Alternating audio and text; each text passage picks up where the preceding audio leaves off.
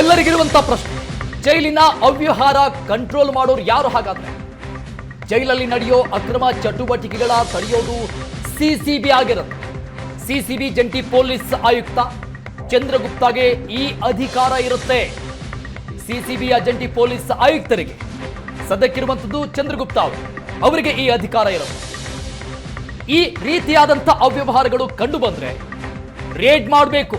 ಅದನ್ನ ಮಾಡಿದ್ರೆ ಹಾಗಾದ್ರೆ ಆದ್ರೆ ಪ್ರತಿ ಬಾರಿ ಸಿಸಿಬಿ ರೇಡ್ ಮಾಡಿದಾಗ ಏನು ಕೂಡ ಸಿಗೋದಿಲ್ಲ. ಯಾಕೆ ಅನ್ನುವಂಥ ಪ್ರಶ್ನೆ ಇದೆ. ಅಲರ್ಟ್ ಆಗಿಬಿಡ್ತಾರ ಜೈಲಲ್ಲಿರುವಂತಹ ಅಧಿಕಾರಿಗಳು, ಖೈದಿಗಳು? ಸಿಸಿಬಿ ಹೋದಾಗ ಜೈಲು ಸಿಬ್ಬಂದಿ ಗೇಟ್ ಓಪನ್ ಮಾಡೋದಿಲ್ಲ ಅಂತ.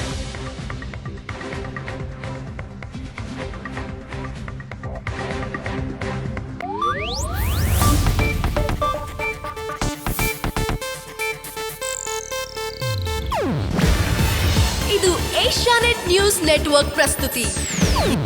ನೀವು ನೋಡ್ತಿದ್ದೀರಾ ಏಷ್ಯಾನೆಟ್ ಸುವರ್ಣ ನ್ಯೂಸ್.